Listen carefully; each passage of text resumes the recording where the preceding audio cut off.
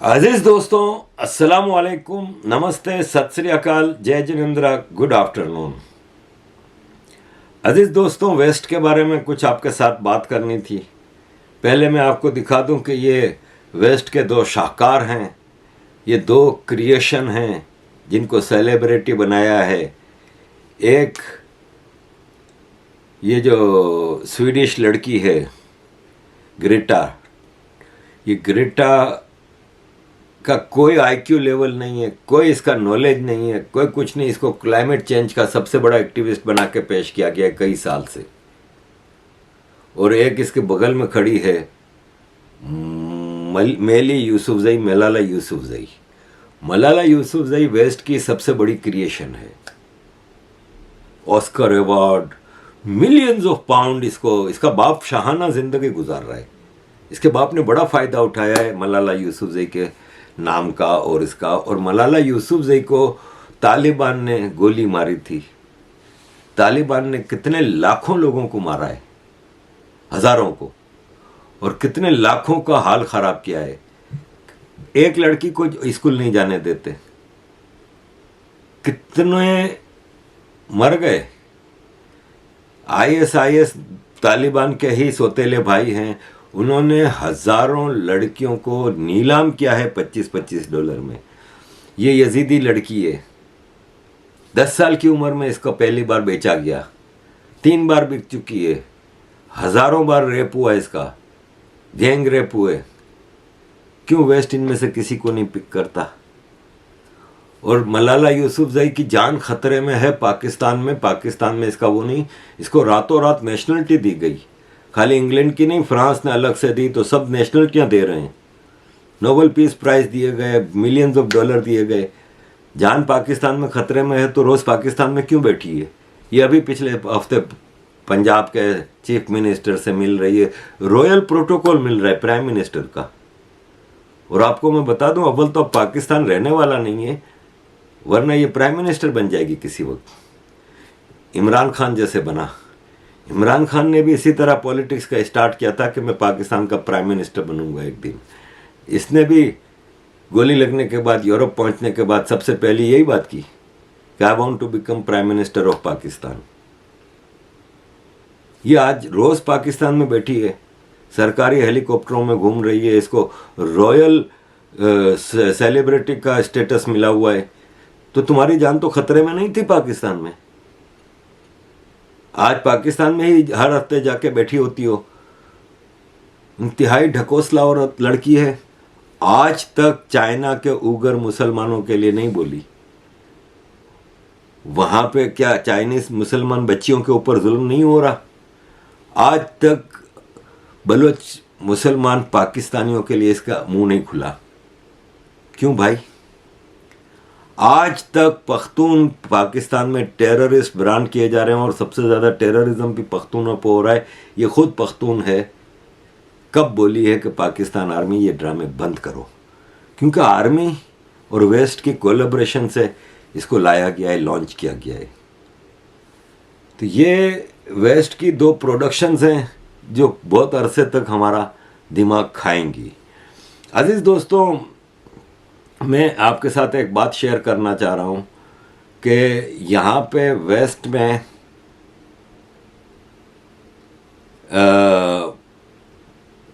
काफ़ी रूल आते रहते हैं। जैसे कि अभी आप कहेंगे कि इंग्लैंड में मदर ऑफ डेमोक्रेसी है और यहाँ पे फ्रीडम ऑफ स्पीच खुलेआम है। मैंने आपको बताया था कि क्वीन एलिजाबेथ के मरने पे जब उसका जनाजा लेके जाया जा रहा था, प्रिंस चार्ल्स उसके साथ था, किंग चार्ल्स, तो कुछ लोगों ने प्ले कार्ड उठा रखे थे कि हम बादशाहत को मंजूर नहीं करते, हमें बादशाहत नहीं पसंद, तो उनको उठा के जेल में डाला था। अभी किंग चार्ल्स का छोटा बेटा प्रिंस हैरी और उसकी बीवी मेगन ने एक तूफान खड़ा किया हुआ है।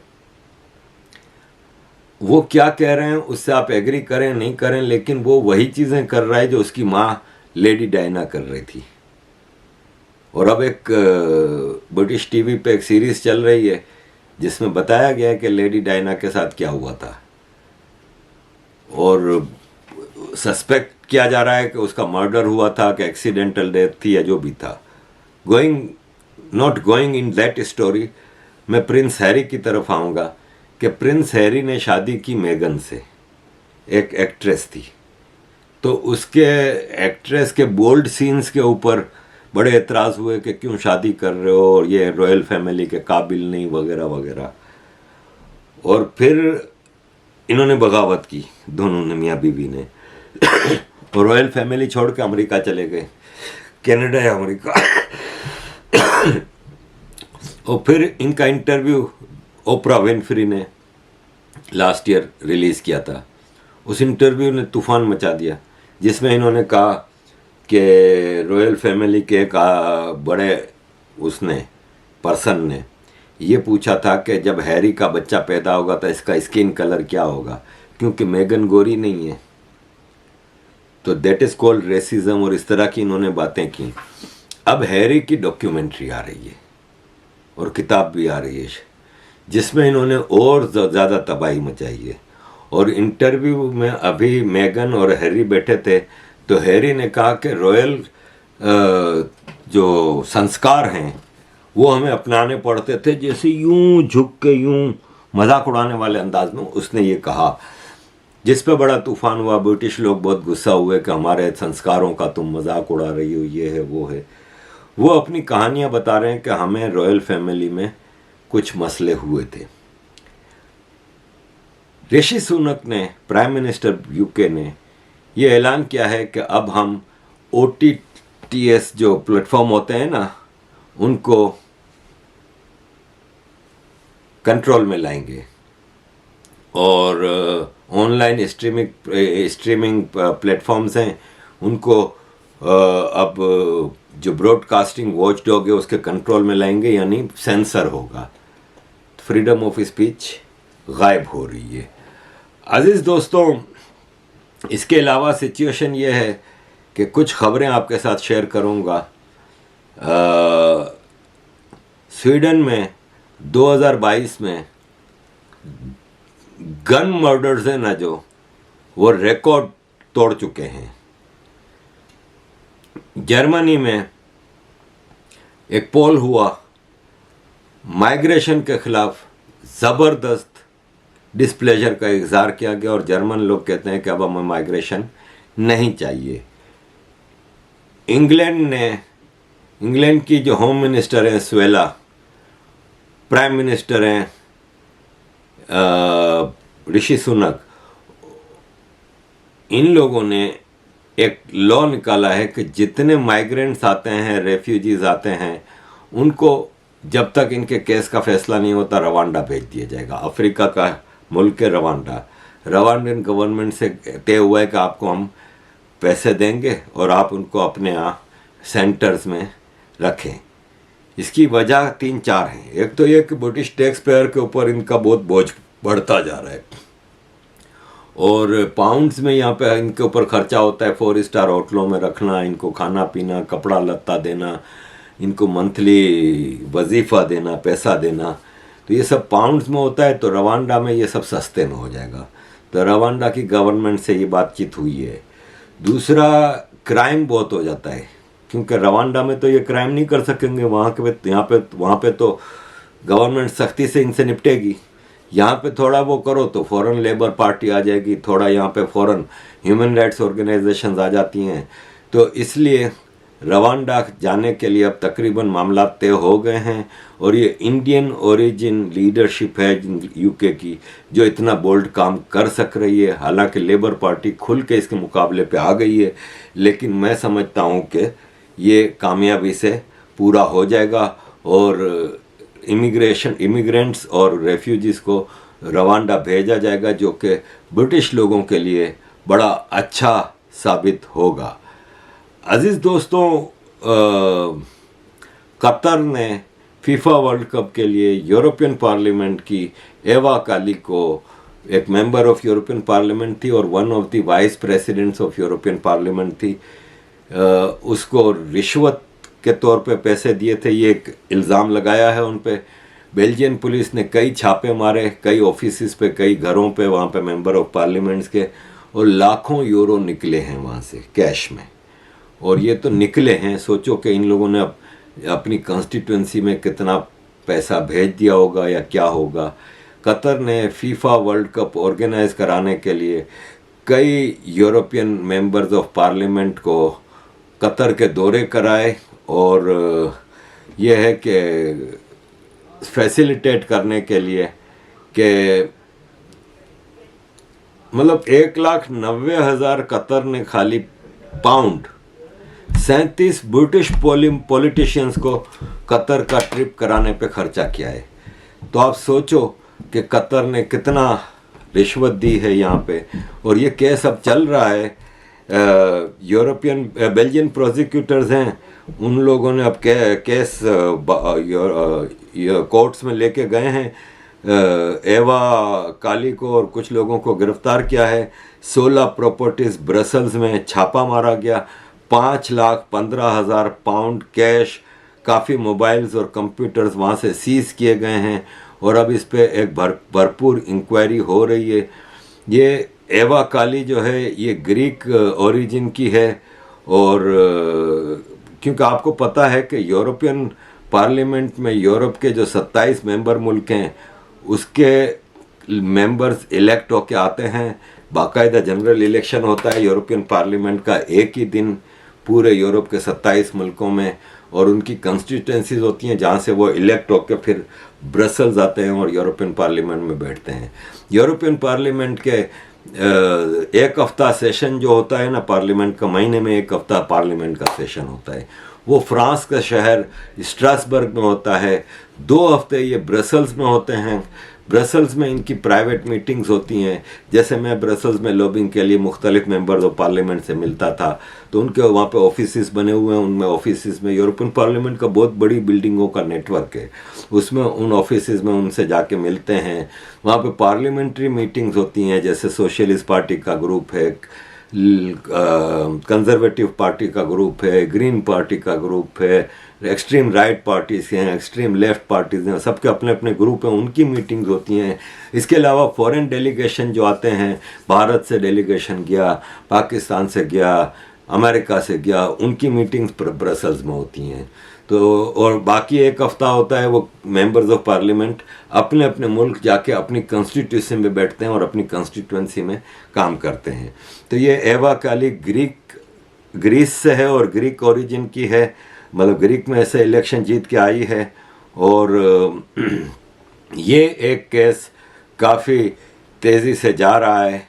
वाइस प्रेसिडेंट को इसको अभी अपनी पावर से हटा दिया यूरोपियन पार्लियामेंट ने, और इसके केस के ऊपर नज़र रखी हुई है कि क्या होता है। अजीज़ दोस्तों, मैंने जैसे शुरू में बताया कि वेस्ट ने 2 अपने स्टूजिस ग्रेटा और मलाला क्रिएट किए हैं। ऐसे वेस्ट ने भारत से भी एक अपना स्टूज बहुत इस वक्त टॉप पे लेके जा रहे हैं, वो है राणा अय्यूब। इसको मुख्तलिफ अवार्ड्स दिए जा रहे हैं, इसको यूनिवर्सिटियों के लेक्चरर बनाया हुआ है। इसके अंदर सिवाय नफ़रत का जहर है, इसके अलावा इसके पास कुछ नहीं है कि ये यूनिवर्सिटी के बच्चों को भी गलत ज्ञान दे रही है और गलत रास्तों पे लेके जा रही है। अजीज़ दोस्तों, ये वेस्ट का सिस्टम है। जैसे आप देखते हैं नोबेल पीस प्राइज़, ये पॉलिटिकल है टोटली। मलाला को मिला, यासिर अरफात को कई सालों तक टेररिस्ट बना के रखा और फिर उसको ये दे दिया नोबेल पीस प्राइज़। अमेरिका के सदर को मिल रहा है, मतलब एक हिसाब है। इसी तरह टाइम्स मैगजीन जो अमेरिका का है वो हर साल अपना मैन ऑफ द ईयर बनाता है किसी को। इसने सेकेंड वर्ल्ड वॉर से पहले हिटलर को मैन ऑफ द ईयर बनाया था 1938 में। 39 में हिटलर ने जंग शुरू कर दी। आज हिटलर सबसे ज़्यादा नफरत के काबिल है यूरोप में और वेस्ट में। 1939 में जोसेफ स्टालिन रशियन डिक्टेटर को, सोवियत डिक्टेटर को मैन ऑफ द ईयर बनाया। 42 में अगेन जोसेफ स्टालिन को मैन ऑफ द ईयर बनाया। फिर बाद में इनका पूरा जोर स्टालिन के खिलाफ लगा के ये ह्यूमैनिटी का सबसे बड़ा कातिल है। और है नो डाउट, जोसेफ स्टालिन ने मिलियंस ऑफ लोग मारे रशिया के, अपने सोवियत यूनियन के अंदर, और एक इसका जो दौर था वो बदतरीन दौर रहा है। अपार्ट फ्रॉम कोल्ड वॉर और उन चीज़ों से हट के अपने लोगों के लिए इसने बहुत कम्युनिज्म के नाम पे जुल्म किए। इसी टाइम्स मैगजीन ने 2007 में व्लादिमीर पुतिन को मैन ऑफ द ईयर बनाया। आज पूरा अमेरिका व्लादिमीर पुतिन से नफरत करता है। अब इन्होंने जेलेंस्की को बनाया है 2022 में यूक्रेन के प्रेसिडेंट, कॉमेडियन जिसने यूक्रेन बर्बाद कर दिया है, इसको लेट्स सी अब इससे नफरत कब होती है। अजीज दोस्तों, करप्शन की बात हुई थी अभी यूरोपियन पार्लियामेंट की, तो ब्रिटिश ये मेंबर हैं मिशेल मोन, और पैंडेमिक में इन्होंने 200 मिलियन पाउंड के गवर्नमेंट कॉन्ट्रैक्ट, पीपी किट्स होती थी ना, उसके 200 मिलियन पाउंड के गवर्नमेंट कॉन्ट्रैक्ट अपने दोस्तों को दिए, और टोटल कॉस्ट थी 46 मिलियन पाउंड उस किट की। लेकिन इन्होंने 200 मिलियन पाउंड के कॉन्ट्रैक्ट अपने दोस्त की कंपनी को दे दिए, और इसके जवाब में किकबैक के तौर पे इनको 29 मिलियन पाउंड मिले। ये एक अखबार की यहाँ पे रिपोर्ट है, हम सिर्फ कोट कर रहे हैं। लेट्स सी इस इल्ज़ाम का भी जवाब क्या आता है। अजीज़ दोस्तों, रशिया यूक्रेन वार के हवाले से अगर हम देखें तो ये 1 मिनट की वीडियो देखें, यूरोपियन पार्लियामेंट की एक आउटस्पोकन मेंबर की speech.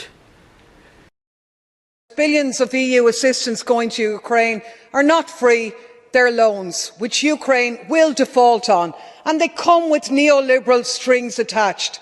If you listen to the economists, Ukraine is marked for a nightmare round of shock therapy, a sell-off of public land, deregulation of labour, sale of public assets, on it goes. The country's future is being sold to finance a proxy war that's tearing it apart. And of course the loans have preconditions that Ukraine must uphold democracy and rule of law, but since the tap was turned on, Zelensky has banned most opposition parties, shuttered the media, attacked trade unions and workers' rights, but the billions keep flowing. This is a country our Court of Auditors have said was a country accused of grand corruption. And on it goes while the EU policy seems designed to prevent peace and keep the war going at all costs as long as ordinary people pay. So between Russian tanks and European banks, there will be little left of Ukraine when this is over. Don't forget, war is a racket and there's going to be hell to pay for और this and one. पे अजीज दोस्तों थोड़ी बात हो जाए कानून की। Europe का कानून, जैसे आपने देखा कि मोरक्कन कतर में भी बहुत हैं, सऊदीया में भी बहुत हैं, लेकिन प्रोटेस्ट इन्होंने सारे इधर किए। जलाओ, घेराव, तोड़ फोड़, पत्थरबाजी सब इन्होंने England, France, Holland, Belgium, Spain, Portugal यहाँ पे की। कतर में नहीं की, सऊदीया में नहीं की, दुबई में नहीं की, इसलिए कि वहाँ पे कानून सख्त है। इसी तरह जो इस्लामिक एक्सट्रीमिस्ट ऑर्गेनाइजेशन है वो खुला ढुल्ला यहाँ पे काम करती हैं। अंजुम चौधरी नामी एक एक्सट्रीमिस्ट है, शायद बंगाली ओरिजिन का है, ब्रिटिश नेशनल, इतनी लंबी दाढ़ी।